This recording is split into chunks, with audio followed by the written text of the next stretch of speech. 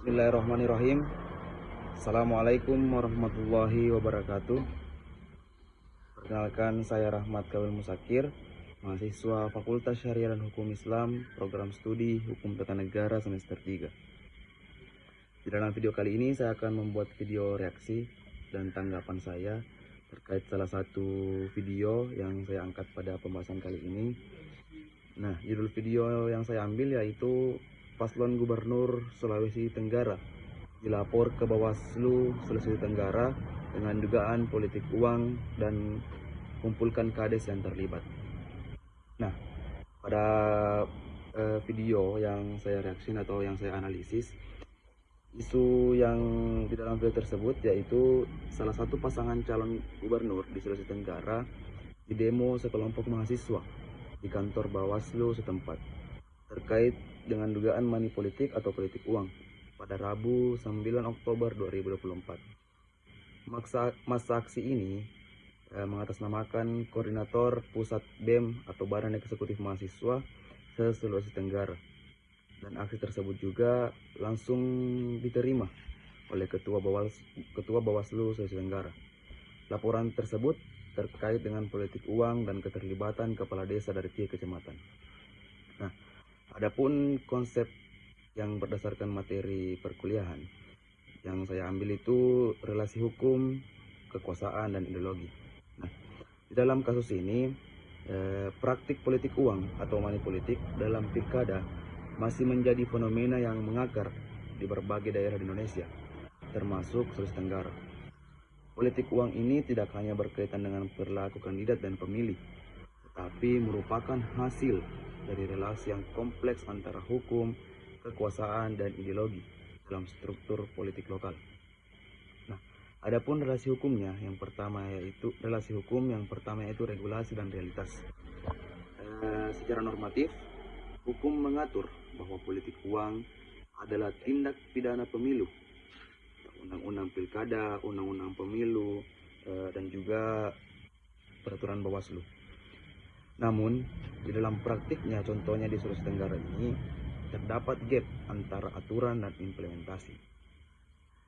Adapun beberapa regulasi, yang pertama yaitu larangan pemberian uang atau materi untuk mempengaruhi pilihan pemilih. Dan yang kedua, sanksi pidana bagi pemberi, perantara maupun penerima. Dan regulasi yang ketiga, pengawasan oleh Bawaslu dan penegakan oleh sentra Gakumdu. Nah, adapun beberapa kelemahan implementasinya, yang pertama yaitu sulitnya pembuktian. Yang kedua, minimnya pelaporan dari masyarakat karena budaya tersebut ditutupi dan relasi patrones. Dan yang ketiga, intervensi politik terhadap aparat penegak hukum lokal. Kelemahan implementasi yang keempat yaitu transaksi seringkali dilakukan menjelang hari pemungutan suara atau biasa kita sebut dengan serangan fajar, sehingga hampir tidak terjangkau oleh pengawasan. Nah, adapun beberapa poin terkait dengan hukum sebagai instrumen kekuasaan. Hukum sebagai instrumen kekuasaan dalam konteks lokal, hukum ini seringkali digunakan secara selektif untuk menyerang lawan politik. Nah, yang kedua, penegakan hukum dipengaruhi oleh kedekatan kandidat dengan elit penegak hukum. Yang ketiga, larangan politik uang sering hanya menjadi simbol normatif, bukan kontrol yang efektif. Kesimpulan yang dapat saya ambil yaitu hukum berada dalam posisi lemah ketika berhadapan dengan struktur kekuasaan lokal yang lebih dominan. Nah, adapun relasi ideologi, normalisasi, budaya politik lokal, dan legitimasi. Politik uang yang terjadi di Sulawesi Tenggara ini tidak hanya tindakan ilegal, namun sering dianggap sebagai praktik yang wajar secara ideologis. Adapun beberapa ideologi yang saya analisis terkait dengan kasus ini.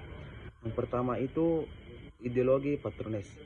Dalam masyarakat patronal, pemberian uang seringkali dianggap sebagai bentuk perhatian, balas jasa kandidat kepada masyarakat, dan bagian dari budaya yang biasa disebut bagi-bagi rezeki.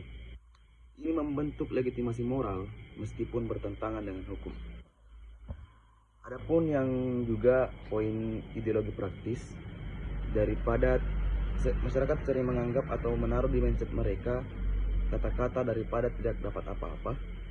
Nah, mindset seperti inilah pemilih sering memegang ideologi pragmatis. Seringkali pemilu dianggap sebagai kesempatan mendapatkan manfaat ekonomi sesaat. Dan masyarakat juga menaruh keyakinan bahwa semua kandidat sama saja, memperkuat penerimaan politik uang. Nah, adapun ideologi selanjutnya yaitu ideologi kekuasaan. Kandidat seringkali membangun narasi. Yang pertama, kedekatan dengan adat dan kepedulian masyarakat yang berfungsi untuk menutupi atau membenarkan praktik politik uang. Nah, adapun beberapa interaksi tiga elemen, yaitu hukum, kekuasaan, dan ideologi. Yang pertama, hukum dan kekuasaan. Kekuasaan calon kepala daerah dapat melemahkan fungsi hukum melalui intervensi aparat, penegakan selektif, dan kriminalisasi lawan. Dan yang kedua, kekuasaan dan ideologi. Kekuasaan dan ideologi ini, kandidat seringkali memanfaatkan ideologi adat, kekuasaan, dan religius untuk membangun loyalitas identitas dan menormalisasi pemberian uang sebagai bantuan. Nah, yang ketiga, ideologi dan hukum. Keyakinan budaya bahwa hadiah bukan suap yang menyebabkan masyarakat tidak melapor, penegakan hukum seringkali dianggap gangguan terhadap budaya lokal. Dan politik uang ini seringkali juga dilihat sebagai bagian dari kontestasi normal. Nah, adapun dampak politik uang di Sulawesi Tenggara yaitu merusak integritas pilkada. Yang kedua, melahirkan korupsi. Karena kebijakan ini pemimpin menutup moral politik. Dan yang ketiga, melemahkan demokrasi lokal, menciptakan pemimpin yang tidak akuntabel atau transparansi. Dan yang kelima, mempertahankan ketimpangan sosial dan ekonomi.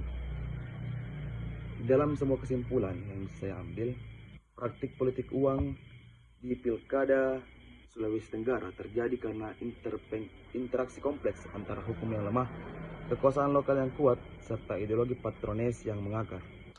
Interaksi ketiganya menciptakan kondisi yang membuat politik uang tidak hanya berlangsung, tapi juga legitimasi dari reproduksi dari satu pemilu ke pemilu berikutnya. Nah, pembahasan kedua yaitu pendapat pribadi yang logis, netral, dan tidak menyinggung pihak manapun. Pada kasus ini saya memberikan sedikit pendapat saya atau pandangan saya, yaitu politik uang dalam pemilihan kepala daerah di Sulawesi Tenggara ini dapat dipahami sebagai fenomena yang muncul dari kombinasi faktor sosial, ekonomi, dan kelembagaan. Di satu sisi, praktik ini menunjukkan bahwa sebagian pemilih masih menempatkan manfaat jangka pendek sebagai pertimbangan utama dalam menentukan pilihan politik. Hal ini seringkali dipengaruhi oleh kondisi ekonomi yang belum merata, serta kultur patrones yang sudah mengakar. Nah, di sisi lain juga, politik uang seringkali menunjukkan adanya kelemahan dalam pengawasan dan penegakan hukum. Meskipun regulasi sebenarnya sudah dijalankan, tapi ketika mekanisme sanksi tidak bekerja secara efektif atau tidak dianggap memberikan efek jerah, maka dari itu praktik tersebut cenderung terus berulang. Di dalam kasus konteks Sulawesi Tenggara ini, politik uang tidak selalu mencerminkan kualitas masyarakat atau aktor politik secara keseluruhan, melainkan lebih menggambarkan dinamika relasi kekuasaan dan kebutuhan praktis yang saling bertemu pada masa pemilihan.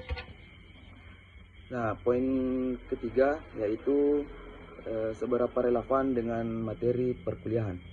Nah, terkait dengan materi perkuliahan, di sini saya mengambil salah satu materi perkuliahan yaitu relasi hukum, kekuasaan, dan ideologi. Nah, ketika kita merelevansi kasus yang saya angkat ini dengan materi, kasus politik uang di Sulawesi Tenggara relevan dengan materi relasi hukum, kekuasaan, dan ideologi. Karena yang pertama, hukum berusaha membatasi politik uang, tetapi seringkali kalah oleh praktik kekuasaan. Dan yang kedua, kekuasaan mendorong aktor politik menggunakan strategi yang melanggar aturan untuk memenangkan jabatan. Dan yang ketiga, ideologi sosial. Tentang normalnya pemberian uang saat pemilu membuat praktik ini berulang dan sulit diberantas. Dengan demikian, politik uang bukan hanya gejala pelanggaran hukum, tapi persilangan kompleks antara aturan formal, perebutan kekuasaan, dan cara pandang masyarakat. Yang ketiga, yaitu poin selanjutnya, yaitu dampak atau pelajaran yang bisa diambil oleh masyarakat. Nah, yang pertama, ada beberapa dampak politik uang bagi masyarakat. Yang pertama, pemimpin terpilih tidak berdasarkan kualitas. Politik uang ini membuat masyarakat memilih bukan karena visi, integritas, atau program, tetapi karena imbalan sesaat. Menimbulkan akibat, salah satunya yaitu pemimpin yang terpilih bisa saja tidak kompeten atau tidak punya komitmen memperjuangkan kepentingan publik. Yang kedua, kebijakan publik berpotensi tidak pro rakyat. Pemimpin yang menang melalui politik uang cenderung mengganti modal politik yang dikeluarkan, memprioritaskan kelompok tertentu yang membantu mereka, dan juga mengambil keputusan yang tidak selalu berpihak kepada masyarakat luas. Nah, ada pun juga beberapa pelajaran yang bisa diambil oleh masyarakat terkait dengan money politik ini atau politik uang. Yang pertama yaitu nilai suara sangat penting dan tidak bisa dibeli. Satu suara menentukan masa depan daerah selama 5 tahun. Menerima uang mungkin hanya menguntungkan sehari, tapi dampak dari pemimpin buruk dirasakan bertahun-tahun. Pendidikan politik harus diperkuat. Masyarakat perlu memahami fungsi pemilu, pentingnya integritas pemimpin, dan juga dampak jangka panjang politik uang. Selanjutnya, saya akan memberikan sedikit ajakan, kesimpulan, dan pesan moral. Kesimpulannya yaitu terkait dengan kasus yang saya bahas pada video kali ini tentang politik uang. Kasus politik uang ini memberikan pelajaran bahwa demokrasi hanya akan berkualitas jika masyarakat menolak praktik transaksional dan memilih berdasarkan kesadaran politik yang matang. Perubahan perilaku pemilih menjadi kunci utama untuk memutus mata rantai politik uang. Ada juga bentuk ajakan saya yang pertama yaitu jangan jual suara.